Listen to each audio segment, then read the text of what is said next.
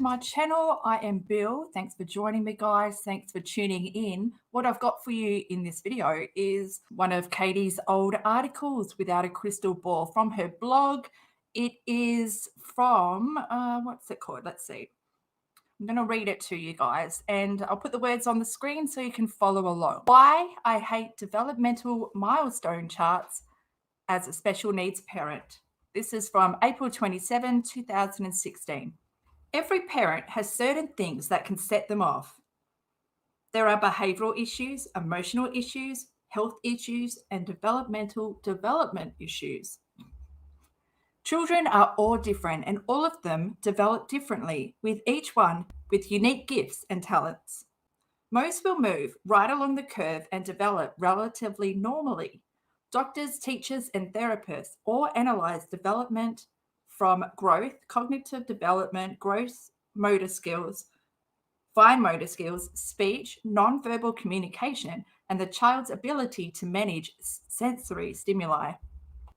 The charts can get overwhelming as a parent because it's never easy seeing your child quantified as a speck on a curve. If your child is thriving, it can certainly give you a great sense of pride to see them flourishing. However, if your child is at the bottom of the curve or not even on the curve, it can make you feel like a failure. My story is one where my child's development has been so far below the curve for such a long time that evaluations and assessments continue to be my biggest emotional trigger. That part of me crawls into a shell and wants to cry, and the other part wants to lash out at everyone that has a healthy child. Fuck, Katie. Oh my God, that... Just like imagine being your son, watching you go through panic because he is behind in his milestone. Like, do you even think about how you're acting and how that is affecting your child? No, it's all about Katie. It's all about Katie. This is not about V. This is about you, Katie, and that's sad. That's sad for your son. My son was diagnosed with several diseases, and we are still in search of the primary diagnosis. However, what we know is that he has no pituitary gland, Chiari malformation, enlarged brain ventricles, separated stomach muscles, mitral valve stenosis in his heart. His organs, as he has gotten older, have all gotten worse. His brain and heart were fairly normal at age 3 months when testing was done. Over the past 3.5 years, the tissue in his body continues to expand, and his heart valve has calcified and become stiff. He will need several surgeries in the future to repair the organs that are affected. I always felt like if we can manage the illnesses, it will be okay. I was not prepared for a child that was also developmentally delayed in nearly every area.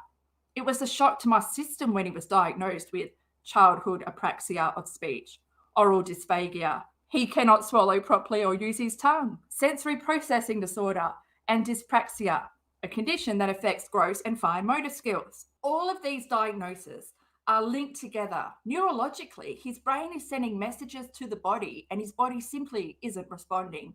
Not a single aspect of him is unaffected. He has trouble speaking clearly or in proper order. We cannot answer questions correctly due to the processing it takes to do that. He cannot chew or swallow anything that requires effort. We blend his food. Oh, after 3.5 years you do, because like I said, you put the food on the tray of the high chair and expect him to eat it. And then when he didn't, you were like, there's something wrong with him. No, because you are not helping him at all. You're not teaching him. You're not doing anything to try and teach your child. Jumping and running are still a challenge. He is unable to brush his teeth or feed himself, and he cannot dress himself. Just a reminder, this is a 3-year-old that we are talking about. She's talking about a 3-year-old not being able to dress himself, not being able to brush his teeth. It's quite normal for I still brush my niece's teeth and she's 4. What the fuck, Katie? I realize this sounds like a lot of he can't do this and he can't do that. But what this means is our life is pretty different. He doesn't have the type of independence and freedom a child his age experiences. And what is that, Katie? what is that? Independence. His, what? The independence and freedom a child his age experiences. What independence and freedom does a 3-year-old have? As he gets older, the deficits between him and his peers are becoming greater and greater. As a result of the above developmental issues, my son is in therapy to address all these areas. He sees a physical therapist, occupational therapist, speech and feeding therapist.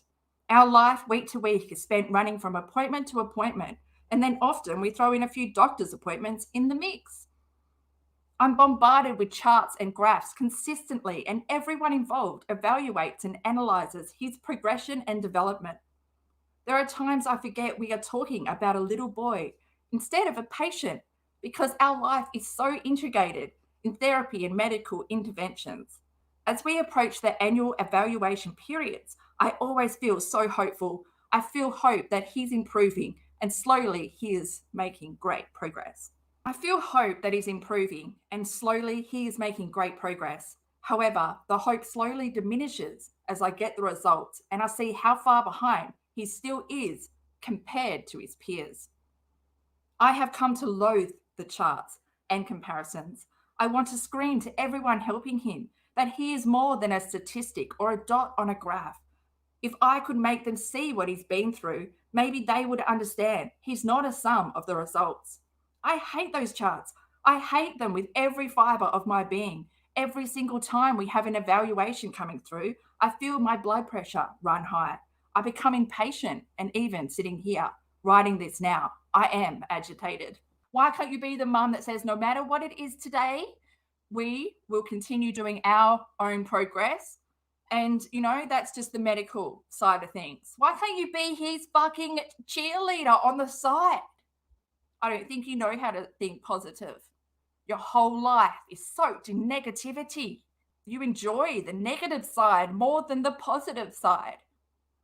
The hardest part of many parents that have a child that is delayed is the realization daily that life is never going to be typical for their child. The dreams we hope for, like school, college, marriage, a career, are simply that, dreams. That is so fucking sad. Why do you need to write that? You don't know. How dare you speak for other parents? You have no idea.